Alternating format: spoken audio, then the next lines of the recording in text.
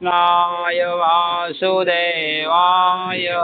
દેવકી નંદનાય ચ નંદ ગોપ કુમારાય ગોવિંદાય નમો નમઃ. સીતાનાથ સમારંભમ રામાનંદાર્ય મધ્યમામ અસ્મદાચાર્ય પર્યાંતામ વંદે ગુરુ પરંપરામ. પવનતનય સંકટહરણ મંગલ મૂર્તિ રૂપ રામ લખન સીતા સહિત હૃદય વસો સુરભૂપ. સિયાવર રામચંદ્ર કી જય. હરિ ઓમ તત્સત. પરમાત્મને નમઃ. પ્રકરણ આવે છે મનુષ્ય જીવનનો અમૂલ્ય સમય. આપણે આગળ અમૂલ્ય સમય પસાર કર્યો અમૂલ્ય સમય કહેવાય. બીજું કઈ ન સમજાય કદાચ જીવનમાં તો આ 5-10 મિનિટ જે આપણે અત્યારે નામ કીર્તન કરીએ એ આપણા જીવનનો અમૂલ્ય સમય ગયો. કદાચ આમાં સમજાઈ જાય એવું 100% ન હોય, બધા ન સમજતા હોય, બધાની બુદ્ધિ પ્રમાણે સૂક્ષ્મ ન હોય એટલે ન સમજી શકે. પણ આ તો સમજાય જ તે, અને એ ઉપર ત્યાં લખાય જ તે. તમે જેટલી વાર લીધું ને એટલી વાર ત્યાં ફાઇનલ લખાય. કેમ કે આપણે રજિસ્ટરમાં ભૂલી જાય એ ન ભૂલતો. એટલે આ આપણા જીવનનો હારામારો સમય જાય. જે 10 મિનિટ પહેલા કે 5 મિનિટ પહેલા કે 5 મિનિટ પછી એ સમય બહુ સારો જાય. હા એમ. એટલે પ્રકરણ આવે છે મનુષ્ય જીવનનો અમૂલ્ય સમય. મનુષ્ય જીવનનો અમૂલ્ય સમય છે. સમયની કિંમત ન જાણવાને કારણે જ લોકોનો ઘણો બધો વખત ફોગટ ચાલ્યો જાય છે. માટે જ આત્મકલ્યાણમાં વિલંબ થઈ રહ્યો છે એવું કહી શકો છો. કાયદાનો ધંધો કરનાર વકીલ, બેરિસ્ટર વગેરે તો સમયનો સદુપયોગ કરે જ છે. કેમ કે તેઓ પોતાના સમયની દરેક મિનિટના પૈસા લે છે. પણ પૈસાથી મનુષ્યનું જીવનનું વાસ્તવિક ધ્યેય સિદ્ધ નથી થતું. તમે પૈસા કદાચ અરબો ખરબોપતિ થઈ જાઓ અને કદાચ રોડે માણસ આવી જાય, બે સ્થિતિ હોય માણસની, કાં રોડે હોય ને કાં કરોડપતિ હોય, પણ તોય એને બેમાં સુખનો હરખો જ શ્રેય હોય બેની માટે. ઓલો કરોડપતિ હોય ને તો એની આગળ સુખ ન હોય કઈ, અને ઓલો રોડપતિ હોય તો એની આગળ ન હોય. નિંદરમાં જાય એટલે બેનું સુખ હરખું જ હોય. કોઈએ કીધું ભાઈ મારે આગળ એટલો રૂપિયો થઈ ગયો તો મારે શાંતિ થઈ ગયું, આજ સુધીમાં કોઈ કીધું હોય તો બતાવો. રાજા મહારાજા હતા, એને તેમ હતું કે ભાઈ જો માનધાતા રાજા થઈ ગયા બરોબર, તો ચક્રવર્તી સમ્રાટ હતો, આખી પૃથ્વીનો રાજા હતો, 9 ખંડનો એકલો રાજા હતો. માનધાતા જયારે રાજા હતો ને એ સમયમાં, તો એને એમ થયું ભાઈ ઇન્દ્રનું રાજ્ય હું લઈ લઉં. લોભ ક્યારેય કોઈનો જાતો નથી. એટલે એનાથી આપણું જે હકીકત જેની માટે આપણે આવ્યા છીએ એ કાર્ય સિદ્ધ નથી થતું, એમ મતલબ કહેવાનો. એમ જે માણસો પોતાના અણમોલ સમયને પૈસાની બદલીમાં વેચી મારે છે, પૈસાથી થનારા ભાવિ દુષ્પરિણામને ન સમજવાને લીધે પૈસા ભેગા કરતા જાય છે અને જીવતા સુધી એમાંથી કંઈક ભૌતિક સુખની પ્રાપ્તિ કરે છે. તેઓ વાસ્તવમાં કલ્યાણના માર્ગે જરાય અગ્રેસર નથી થતા. આપણે પેલા એવું હતું, અમુક થોડુંક 5-10-20 વર્ષ પાછળ યાદ આવે ને તો આપણા ગામમાં આવતા ગાયત્રી પરિવારમાંથી પુસ્તકો આવતા, એક ઓલી સિંધનિક આવતી, ખબર સોંપડી આવતી દર મહિને. ઘણી બધી આધ્યાત્મિક પુસ્તિકાઓ આવતી આપણા ગામમાં. હા, દર મહિને આવતી. આજ તમે ટપાલીને પૂછજો કોઈનું આવે તો એમ કે નહીં, સરપંચનું આવે, બીજા કોઈ ન આવતું. કેમ કે મોબાઈલ થતા એ બધાને રસ વયો ગયો. બધી વસ્તુ મોબાઈલમાં મળી જ જાય એવું ન હોય. અમુક અનુભવો હશે ને પુસ્તકમાં અંકિત થતા હોય મહાપુરુષોના. આજે તે ગીતા પ્રશ્નો કલ્યાણ નામનો અંક છપાય, દર મહિને લાખો માણસોને ઘરે જાય. ઘરનું 500 રૂપિયા લવાજમ છે એનું, દર મહિને આવે, હિન્દીમાં આવે. પણ તમે એમાં દરખેલે અલગ જ વસ્તુ જોવા મળે, અલગ જ અનુભવ હોય મહાપુરુષોના. એટલે જરૂરી છે. મર્યા પછી એમણે ભેગું કરેલું ધન અહીં છોડી જવું પડે છે.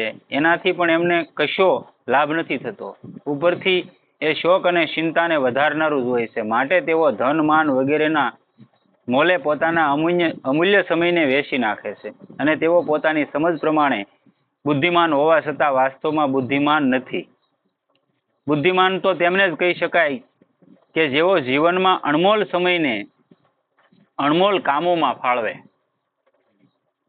આને બુદ્ધિમાન માણસ કહેવાય. જીવન પર્યંત ગામમાં કોઈ સારું કાર્ય થતું હોય, કથા, રામકથા છે, શિવકથા છે, ભાગવતજી છે, ગમે કથા થતી હોય, આપણેથી થતું હોય તો મહેનત કરાય.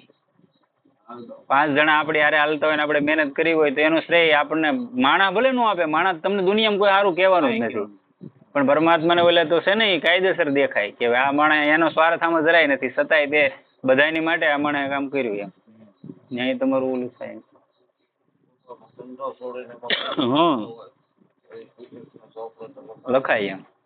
અને અણમોલ કામ પણ એને જ જાણવું કે જેનાથી અણમોલ વસ્તુની પ્રાપ્તિ થાય. એનું મેન કારણ એ હોય, એમાં તમારો સ્વાર્થ ન હોય. પછી તમારી એક તો એ ન હોય કે મને કોઈ હારો કે, નિસ્વાર્થ ભાવે જે માણસ જેવું કે એવું સાંભળી લેવાની તૈયારી હોવી જોઈએ, તો જ તમને એનું ફળ મળે પરિપૂર્ણતા તરફ એમ.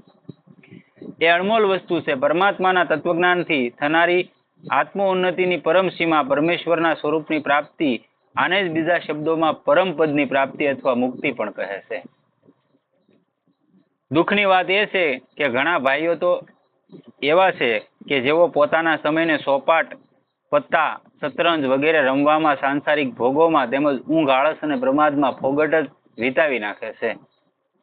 આજનું આ તો બધી પૂર્વની આગળના સમયની વાત છે કે ભાઈ સોપાટ ને શતરંજ ને આ બધું તો આગળના સમયમાં વહી ગયું. પણ આજનો યુવાન છે અત્યારનો હાલનો, તો એ શું કરે? મોબાઈલમાં ગેમો જ રમે, બીજું કઈ કરે ઓનલાઈન. બરબાદ ના થતું? બરબાદ જ થાય ને, યુવાધન બરબાદ જ થાય. નતર દુનિયાને લુગડા કેમ પહેરવાની ભારત પાસે શીખવા આવતા, અત્યારે ભારતને બીજા પાસે જવું પડે, એટલે વહી ગયું. તેથી દુનિયા નહોતી ખબર ને, તેથી અહીંયા યુનિવર્સિટી હાલતી ભારતમાં, નાલંદા વિશ્વવિદ્યાલય, વિક્રમશિલા આદિત્ય, આવી મોટી મોટી યુનિવર્સિટી. અને આપણે અહીં ગુજરાતમાં નથી એવી વસ્તુ. તમે અહીંની બહાર નીકળો, તમને ખબર પડે કેવા કેવા મહર્ષિઓ આજની તારીખમાં છે અને કેવી કેવી વિદ્યાપીઠો હાલે છે.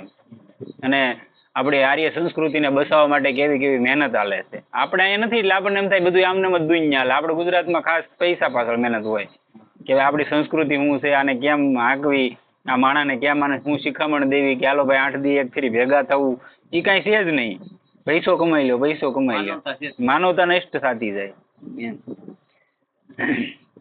સિકંદર હતો, સિકંદર એને પોણા વિશ્વને જીતી લીધું. છેલ્લે ભારતમાં આવ્યો હતો ને ત્યારે એને ફકીર મળ્યા 2-3 ફકીર, એટલે સાધુ, એને ફકીર કીધું. બીજા કોઈ એના ફકીર નહોતા, પણ સાધુ મળ્યા 2-3. હામાં આવ્યા હતો ને તે સિકંદરનો રથડો સામે આવ્યો હતો એનો સવારી સિકંદરની. એટલે આપણે એને દાંત કાઢ્યા. સિકંદર કે હું કોણ છું, તમે ઓળખો? એ કે ઓળખી તો સહી, કે તું સિકંદર છો, પોણા વિશ્વની માથે જેનું રાજ હાલે, તું ઈ છો. કે તમે દાંત કેમ કાઢ્યા? કે દાંત ઈ વાત ના કાઢ્યા કે અમે ગરીબ સાધુ, અમારે કે કપડા સારા હોય નહીં, ફાટલા તૂટલા હોય, અમે કેટલો ટાઈમ જીવી એ કઈ નક્કી નથી. અને તું તો હજી કે જુવાન છો, ઘણું જીવી જાય, એટલે કે તું આવી ને તે એક હોય ને દોરો લેતો આવી જાય કે. એટલે સિકંદર કે ભાઈ તમને ખબર નથી, ત્યાં હોય ને દોરો ન લઈ જવાતો એમ. તે માચમાં જવાબ આપ્યો થઈ કે જો ત્યાં હોય ને દોરો ન લઈ જવાતો હોય તો તું બળ કોની હાટું કરે કે. ત્યાંથી સિકંદર પાછો વળી ગયો હતો. પછી નહોતો આગળ આવેલો કે હવે આ ખોટી મહેનત છે, ત્યાંથી પાછો વળી જાય છે. એટલે આ મહેનત છે આપણી. મરી જાવું ને ક્યાં સુધી મૂકવાનું થતું નથી. અને છેલ્લે પછી કહો કે મારા દાદાને ભાગવત બેહારું. ભાગવત ની 150 ભાગવત બેહારો. તમારો દાદો બીજું કોઈ કઈ કર્યું જ નહોતો, જવાનો હેમાં? જીવતા કોઈ જયારે આમ ન બોલ્યો ને ભાગવત હું ગમે કરો તો જવાનો ફાઇનલ જ તે. એટલે અત્યારે સમય છે ને ત્યાં જે નામ ગમતું હોય ભગવાનનું, રામ, કૃષ્ણ, હરિ, શિવ, રાધા, જે ગમે સીતારામ લઈ લેવું મતલબમાં.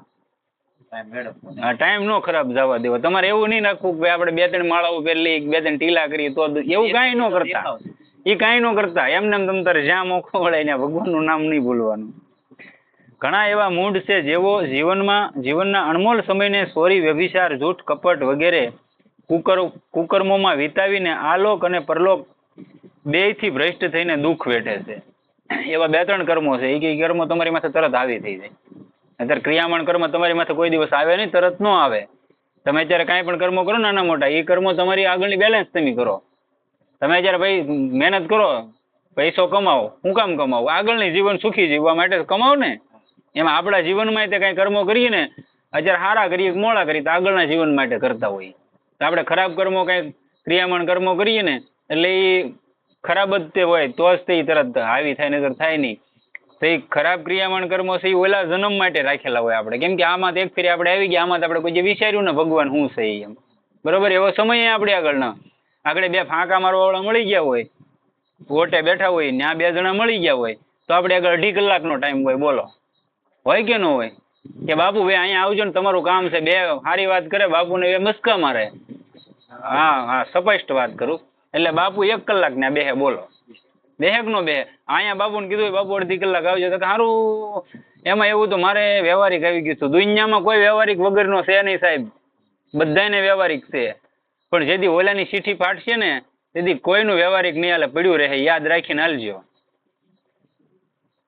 એટલે કેવું પડે. એટલે ઓલા જે કર્મો ક્રિયામાણ કર્મો એવા થઈ ગયા હોય, વ્યભિચાર છે, ચોરી છે, જૂઠ કપટ, અમુક એવું, અમુક ગાય હવે માની લો કોઈ ખાટકી જ નીકળ્યો અને ગાય આમલી હાલી જાય, અહીંથી ગાય ગઈ, તમે કહી દીધું હા ગઈ, તો એને તો પાપ લાગવાનું, તમને તરત લાગવાનું અને તમારી માંથી કર્મ આવી થઈ જાય. આવા જે કર્મો હોય ને તાત્કાલિક લાગવું પડે, એનું દુઃખ આના જન્મમાં ભોગવવું પડે. બાકી જો ઓલું બેલેન્સ તો પડી જ હોય. આપણે એમ કહીએ કે ભાઈ આપણે ઘણા અહીંયા બુદ્ધિમાન તજજ્ઞો જેને કહેવાય, તજજ્ઞો જ કહેવાય ને આપણે તેને, એ એમ કે અહીંયા બધું ભોગવીને જવાનું થાય, ત્યાં કાંઈ ને અહીંયા સેમ્પલ નથી, અહીંયા નરકનું સેમ્પલ ન મળતું, ત્યાં તો બહુ બાકી છે. અહીંયા તમને એનું 1% નથી મળતું નરકનું. કારણ ગરુડ પુરાણ વાંચી લેજો કે હું નરકની યાતના છે ને એ ખબર પડે. આપણે અહીંયા સમજાવી જાય અહીંયા ને ભોગવવાનું છે, અહીંયા ને ન, આ તો છે ઓસ્કલન તમે કરીને આવ્યા ને એ ભોગવો. નહીં એવું કઈ નથી. તમે કામ કરતા કરતા રામ રામ કહેતા તમને શું ભાઈ થઈ જાય, ભૂલો નહીં. તમે એક નિયમ કરી નાખો, હાલો ભાઈ કે ભાઈ આ ભાઈ છે ખેતી કરે, તમે શું ખેતી કરો, હું શું મારો બીજો ધંધો છે, બધા નોખો નોખો વ્યવસાય કરીએ, તો એક જીવનમાં નક્કી કરી લો કે ભાઈ આખો દિવસ તો આપણે યાર કોઈ હોય નહીં વાત કરવા વાળું. તમે અડધી કલાકે દર અડધી કલાકે એકવાર રામ બોલી એવું નક્કી કરી નાખો, તો તમને દર અડધી કલાકે રામ એમ બોલાઈ જવા ન બોલાઈ જવા, આદત પાડો તો પડી જાય કે ન પડી જાય? તે નહીં તો પછી. અને અગ્નિ હોય એમાં તમે આગળ ચૂલો જગાવશું, એમાં પરાણે હાથ નાખો તોય દાજી જાવ અને પ્રેમથી નાખો તોય દાજી જાવ, એનો સ્વભાવ છે દજાડવાનો, બરોબર? એમ નામનો સ્વભાવ છે તારવાનો, એ તારી જ દેવાનો છે. પરાણે લ્યો તોય ભલે અને કોઈક માથે ગળે તલવાર રાખીને લેવડાવે તોય ભલે, તારે એટલે તારે. આ એનું કામ છે. રામ નામ કોઈ પણ નામ ભગવાનનું એ નામનું કામ છે તારવાનું. એટલે કે છે કુકર્મો જેવો જીવનના અણમોલ સમયને ચોરી, વ્યભિચાર, જૂઠ, કપટ વગેરે કુકર્મોમાં વિતાવીને આલોક અને પરલોક બેથી ભ્રષ્ટ થઈને દુઃખ વેઠે છે. અને ઘણા એવા છે જેઓ સુલ્ફો, કોરી તમાકુ, ભરેલી સલમ, ગાંજો, કોકીન વગેરે અને મદિરા વગેરે માદક દ્રવ્યોના સેવનના સમય વેડફીને નરક ભોગવે છે. આય નો પીવાય. કેમ કે વ્યસન છે તમને અમુક સમયાંતરે અમુક વસ્તુ છે, આ તમાકુ છે, સલમ છે, એ અમુક સાધુ પીતા હોય, આપણે એમ કે એવડાય શું કામ પીવે, તો એ અમુક સમયાંતરે અમુક સમય સુધી જ હોય, પછી ન હોય, એની આગળ છે, પછી એનથી છૂટી જાય. અને અમુક એવાય સિદ્ધ પુરુષો જોયેલા છે કે એની સ્થિતિ બની ગઈ હોય, પરમાત્માને પામી ગયા હોય તોય તમાકુ ખાતા હોય, પણ અમુક વસ્તુ અમુક જગ્યાએ નથી નડતી, અમુક નડે છે. તમે સાધક સ્થિતિમાં હોવ ને ત્યારે તમારાથી છૂટી જવી જોઈએ, પછી ભલે થઈ જાય. પણ આ શરાબ ને એવું તો નહીં જ તે, અમુક વસ્તુ. હા એમ પાછા એમ ન કેતા કે આમાં સુઈ ટાઈપી. હા એમ બાકી સાધક સ્થિતિમાં તો વહી જવું જોઈએ. તમારું મન ક્યાંય બીજે ન જવું જોઈએ. સાધક સ્થિતિ માણાની શું કહેવાય, શરૂઆત હોય ને એને સાધક કહેવાય. એ સ્થિતિમાં તમારથી ક્યાંય તમારા મનમાં આસક્તિ ન રહેવી જોઈએ બીજે ક્યાંય દુનિયાદારીમાં. હા એમ મેં ઘણી વાર દ્રષ્ટાંત આપેલું કે સ્થિતિ, કોઈ સ્થિતિ પ્રજ્ઞ માણા હોય અને એને જાણતા હોય તો જ તમને ખબર પડે, નહીતર એની સ્થિતિ તમને પાગલ જેવી લાગે, તમે એને ઓળખી ન શકો. ઘણી વાર આપણે દ્રષ્ટાંત આપેલું પાગલ બાબાનું કે ભાઈ ગંગા કિનારે વજન રહેતા, એ ગંગા કિનારે રોજ એને રહેવાનું, કોઈ બેનું દીકરીઓ વાસણ ને એવું લઈને આવે એટલે કપડાં ને એવું, તો એને ધોવરાવે ને એવું બધું કરે. બધાને શું થાય કે ભાઈ આ કોઈ ગાંડો છે, એમ જ થાય ને, સાધુનો વેશ ને ગાંડા જેવું જીવન, અને કોકના કપડાય ધોવરાવે, કોકના વાસણે ધોવરાવે. એમાં એક બેન કોક ચતુર હશે થોડાક, કે આ કોઈ પાગલ તો નથી, ત્યાંના શહેરનું તેજ કે અલગ છે. એને કીધું કે તમે મારા ઘરે આવો, કે મારે કામ છે, એ કે હું વાસણે ધોઉં છું ને કપડાય ધોઉં છું, બધી વાત બરોબર છે, પણ એટલો બધો પાગલ નથી કે હું તારા ઘરે આવું, કે એટલે ત્યાંથી ખબર પડી જાય કે આ સ્થિતિ પ્રજ્ઞ માણસ છે, એની સ્થિતિમાં પોગી ગયેલા હોય, એને પછી કાંઈ ફેરફાર ન હોય જીવનમાં. આવી સ્થિતિ બની જાય તો કાંઈ ન નડે, નહીતર અત્યારે બધું નડે. બરોબર, કહેવાનો મતલબ એ હતો. હા એટલે થઈ જાય. એટલે માદક દ્રવ્યોના સેવનના સમયને વેડફીને નરક ભોગવે છે. આ સમયનો ઘણો દુરુપયોગ છે. ઉચિત તો એ છે કે આપણો દરેક શ્વાસ શ્રી ભગવાનના સ્મરણમાં જ વીતે. એક ક્ષણ પણ ફોગટ ન જાય એટલે એને પાપ અને પ્રમાદમાં વિતાવીને તો ઘણી જ મૂર્ખતા છે. અસલમાં વાત એમ છે કે સમયની ઉપયોગિતા આપણે લોકો હજી સમજ્યા નથી. સમય જે આપણો જાય છે એને આપણે હજી સમજ્યા નથી, એટલે આપણને એમ થાય હજી તો ઘણું બાકી છે. તમને મને કોઈને ખબર નથી કેટલા વર્ષ એમ છે ખબર, કેટલા શ્વાસ આપણા બાકી છે ખબર છે, અને તોય આપણે એવું જ લઈને જીવીએ હજી કે ઘણું બાકી છે. ઓલા આમ કર્યું ને ઓલા એટલે ભાઈ એને જે કર્યું હોય તારા કેટલા પૂરા થઈ ગયા એ ક્યાં તને ખબર છે?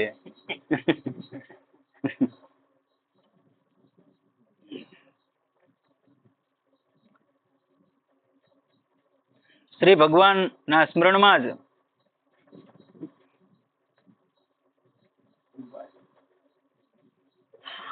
એટલે આ સમયનો ઘણો દુરુપયોગ કરે છે. ઉચિત તો એ છે કે આપણો દરેક શ્વાસ શ્રી ભગવાનના સ્મરણમાં જ વીતે.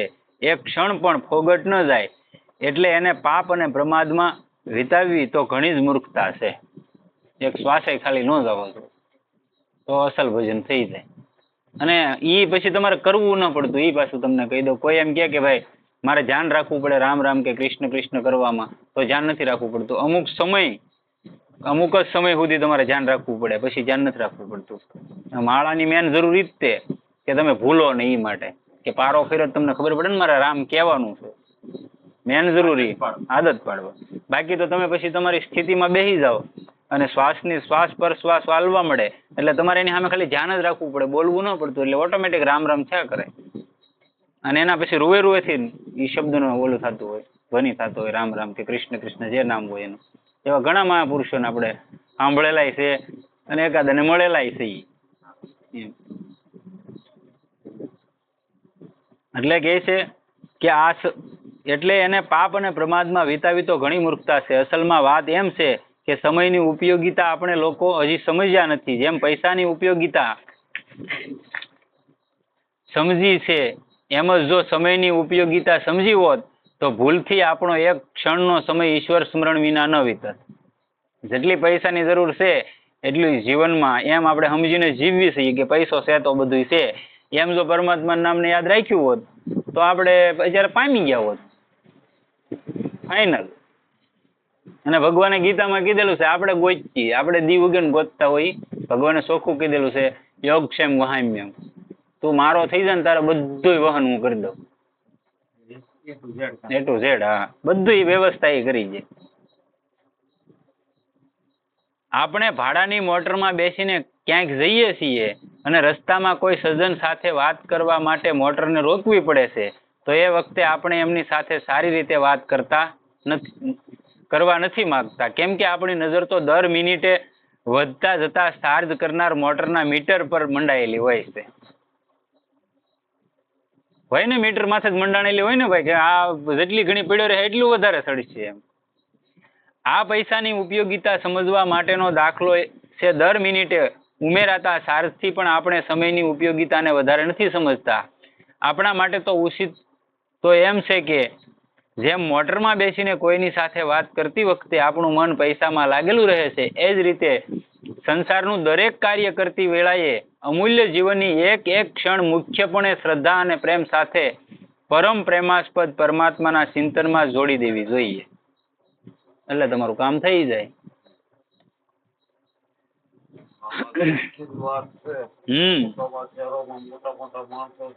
યોગક્ષેમ વાહિમ એમને એક વાત યાદ આવી. તમે વાત મેં કરી એટલે વાત કરું. પહાડી બાબા મહાત્મા થઈ ગયા વૃંદાવનમાં. 3 પહાડી બાબા થઈ ગયા. છેલ્લા જે થઈ ગયા ને એની વાત છે. એવડે એને જયારે કુંભનો મેળો 1998 કુંભ હતો. એ મેળાની વાત બહુ દૂરની 1998 હમણાંની જ. એ મેળામાં પહાડી બાબા પછી આ રાજેન્દ્ર દેવાસારી અત્યારે હાલ જે ગાદીપતિ છે મલુક પીઠના, અત્યારે હમણાં રેવાસાની પીઠ એને મળી. પીઠાધીશ્વર રાજેન્દ્ર દાસ એના શિષ્ય હતા. એ ગયા કુંભના મેળામાં. હવે ત્યાં સાધુ ની કેટલા પૈસા હોય, એને પાછું શિષ્ય પરિકર એટલું બધું નહીં. અને એ પહાડી બાબા આશ્રમ જે ખાક ચોકમાં છે ત્યાં પરંપરાગત એવી પરંપરા ક્યારે કોઈ પાસે માગવાનું નહીં. આજની તારીખમાં એ આશ્રમમાં કોઈ પાસે માગવાનું નહીં. અને એનો કોઈ શિષ્ય ક્યાંય બહાર કોઈ દિવસ માગવાનો હતો ટેલ કે એવું એનું કાંઈ ન હાલે. આવી પહેલેથી ની પરંપરા. જે મૂળ પહાડી બાબા થઈ ગયા કે નહીં, જે 500 વર્ષ જીવેલા અને સદેહ સ્વધામ ગયેલા આવા મહાપુરુષ એને વચન આપેલું કે આ આશ્રમમાંથી ક્યારે કોઈ ટેલ નહીં નીકળે અને ક્યારે કોઈને માગવાનું. આવા ઈવડે ગયા કુંભમાં ગયા એટલે હવે આને કહી દીધું રાજેન્દ્રદાસ દેવાસારી કે તમારે બીજું કઈ નહીં કરવાનું, તમારે કે હું રાતે એક એનો અલાર્મ મતલબમાં કે સીતારામ રાધેશ્યામ રાજારામ એમ બોલું એટલે તમારે કે આવી જવાનું અને હું જે કામ સીધું એ કરવાનું, બાકી તમારે કઈ નહીં. એને શિષ્યને કે કરવાનું કે કાંઈ વાંધો નહીં. એટલે કુંભ શરૂ થઈ ગયો ને આને ભજન શરૂ કર્યું. કુંભ હતો આપણે નાસિકમાં કુંભ હતો. એટલે રોજ અને રાતે 2 વાગે એટલે આ એનો એક અલાર્મ જેવું થઈ ગયું, સીતારામ રાજારામ દુઃખભંજન એમ કરે એટલે રાજેન્દ્ર દેવાસારી ઉઠી જાય અને આવે મહાત્માને પ્રણામ કરે દંડવત ને એને 5 કિલોનું કમંડળ પાણીનું ભરી આવે ગોદાવરીમાં. અને હવે ત્યાં તો ગોદાવરીનું પાણી આવતું એટલે મઠમેલું પાણી, એ 5 લીટર પાણી લાવે 5 કિલો એ લાવીને મૂકી જાય, બસ પછી એનું કામ પૂરું. પછી એને કાંઈ નહીં કરવાનું, પછી વહી જવાનું. અને કોઈને કહેવાનું નહીં મહાત્મા શું કરે છે કે જમે છે કે નથી જમતા, એ કોઈની વાત નહીં સ્પષ્ટ નહીં કરવાની. પછી એને પોતાને એમ થયું કે એકવાર તો જોવું છે આ શું કરે એમ. આ એના શિષ્યને કે કેટલી ઘણી બેહે તો એને આખી રાત જોયું. 22 કલાક સતત બેઠા થાય. હા 22 કલાક સતત એક આસન માથે. અને 1 મહિનો ખાલી જે 5 લીટર પાણી લાવ્યા એમાંથી તે નાતા હોય પાછા અને આખો દિવસ ઘૂંટડો પીતા. સતત 22 કલાક એક આસન માથે બેહવાનું. પછી જયારે કુંભ પૂરો થઈ ગયો નીકળવાના હતા ત્યારે એને કીધું કે ભાઈ આપણે જરા ભંડારો કરવો, એટલે જે બધા સાધુને જમાડે ને જરા ભંડારો કે આપણે રાજેન્દ્ર દેવાસારીએ કે પૈસા કેટલા છે જરા ભંડારો કરવો, એ કે આખા કુંભ નો કરવો. એટલે કે કુંભ નો ઈ કે હા કાંઈ નહીં ના તો ન પડાવ્યા મહાપુરુષ ને સિદ્ધ ને, એ કે કુંભ નો કરવો તો એ કે કઈ જાત એને તો બધા રસોઈયાને બોલાવ્યા ને કીધું કે એટલી વસ્તુ જોહે એમ. તો કાંઈ વાંધો નહીં. હવે એની આગળ મુંદળ 13,000 રૂપિયા હતા. ઓલે કે પૈસા કાઢ્યા કે 13 એટલામાં થોડીક આખા કુંભ નો, એ કે તું બેહી કે બધું થઈ જાય. અને હકીકત એ આખા કુંભમાં બધે જે મોટા મોટા સંપ્રદાયના તંબુ હતા ન્યાયના બધી જગ્યાએ બધી વસ્તુ પહોંચી ગઈ અને બધાને એક હારે જમવાનું મતલબમાં હાથ પડે એટલે બધાને ઓલા અલગ અલગ બનતું હતું. એટલું બધું બની ગયું અને આખા કુંભને ભંડારો કર્યો અને બધું પૂરું થઈ ગયું. પછી પૈસાની ગણતરી કરીને તો 16,000 રૂપિયા વધ્યા હતા. બોલો 13,000 માં આખા કુંભ નો ભંડારો કર્યો અને છેલ્લે 16,000 વધ્યા. 16,000 વધ્યા હતા.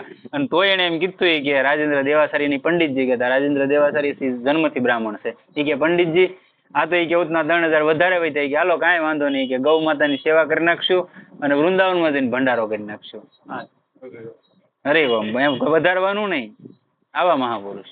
અને જે જગ્યાએ રસ્તામાં આવેલા હતા તો આપણે અજંતા ઇલોરાની ગુફાઓ છે ને, એ ગુફાઓની નજીકમાં એના શિષ્ય પરિકર 4-wheelમાં બેઠેલા તેને કીધું કે બાબા હતા કે હું કે તમે 1 મહિનાથી કાંઈ અનુજળ જળ સિવાય કાંઈ લીધું નથી, શરીર આવ વીક અને યોગ સાધનાવાળા મહાપુરુષ હતા, તમે કે કાંઈક થોડુંક લઈ લો એમ દૂધ ને એવું કાંઈ.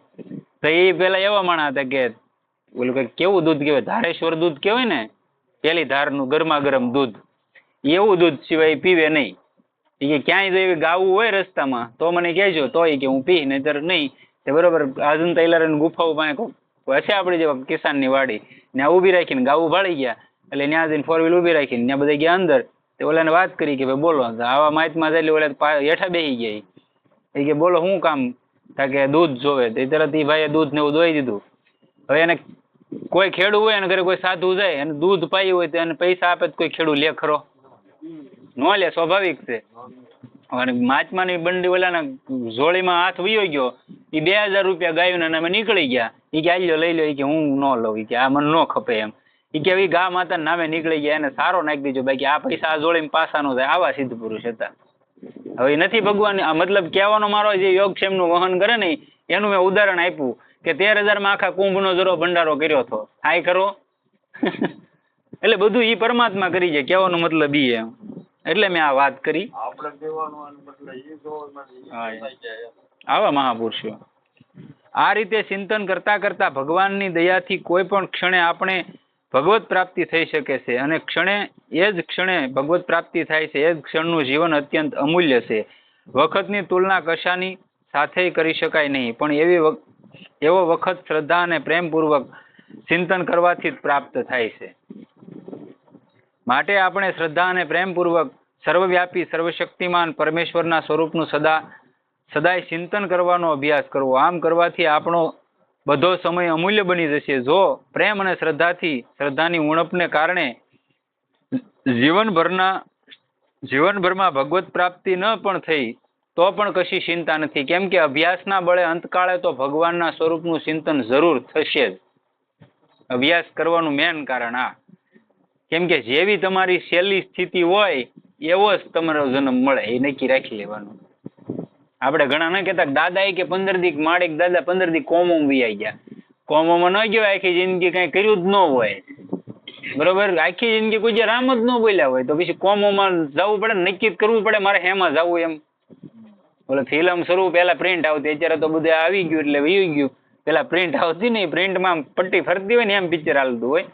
તેમ આપણે જયારે કોમોમાં જઈએ ને એટલે પ્રિન્ટ હાલે. આપણે નક્કી કરવું પડે ને આપણે હેમાં જવું એમ, આખી જિંદગી ગઈ હોય એટલે એવું હોય. અને ગીતામાં ભગવાન સ્વયં કહે છે કે જે અંતકાળે મારું ચિંતન કરતો કરતો શરીર છોડે છે એ જરૂર મને પામે છે, એમાં કોઈ સંશય નથી.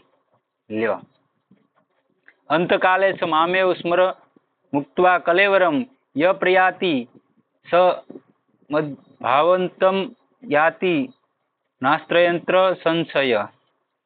8મા અધ્યાયનો 5મો શ્લોક છે. જે માણસ અંતકાળે મને સ્મરતો શરીર છોડીને જાય છે એ મારા સાક્ષાત સ્વરૂપને પામે છે, એમાં સંદેહ પણ સંશય નથી, સહેજ પણ સંશય નથી. પણ ખેદની વાત એ છે કે આપણે ઈશ્વરના ભજનની કિંમત કોડી જેટલી પણ નથી ગણતા. આ મોટી આપણી કઠણાઈ.